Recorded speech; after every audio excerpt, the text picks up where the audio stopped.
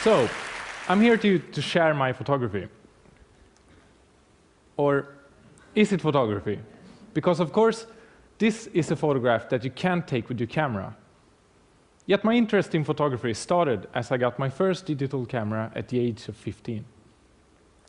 It mixed with my earlier passion for drawing, but it was a bit different. Because using the camera, the process was in the planning instead. And when you take a photograph with a camera, it's just the process ends when you press the trigger.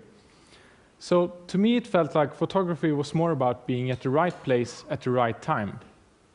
I felt like anyone could do that.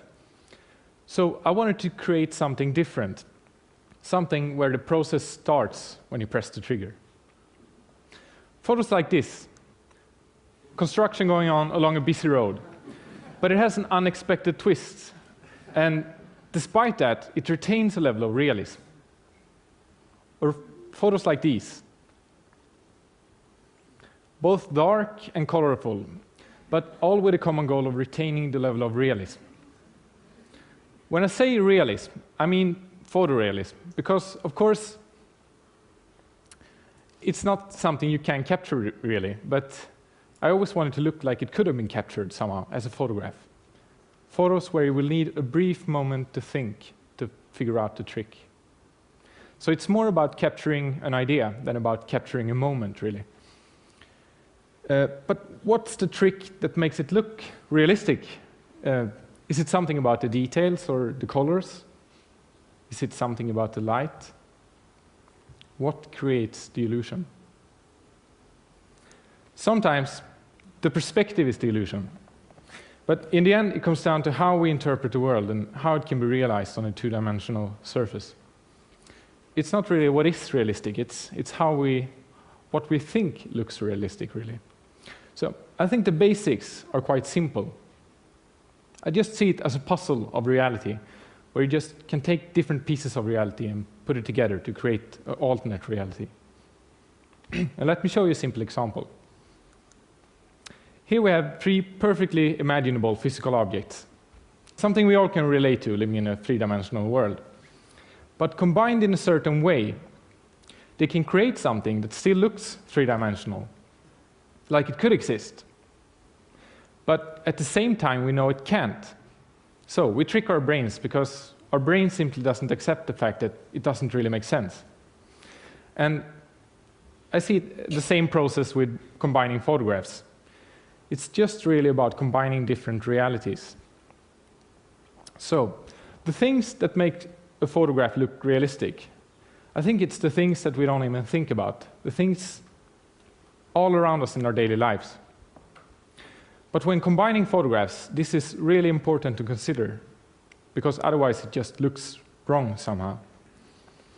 So I would like to say that there are three simple rules to follow to achieve a realistic result. As you can see, these images aren't really special, but combined they can create something like this.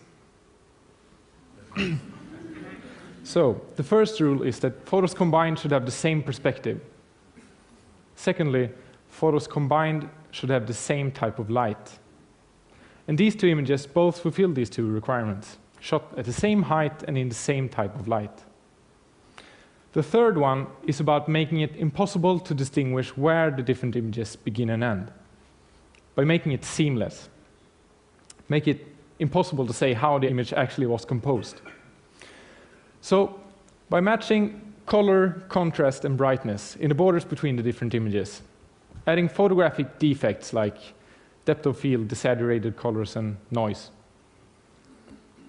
erase the borders between the different images and make it look like one single image, despite the fact that one image can contain hundreds of layers, basically. So here's another example. One might think that this is just an image of a landscape and the lower part is what's manipulated. But this image is actually entirely composed of photographs from different locations.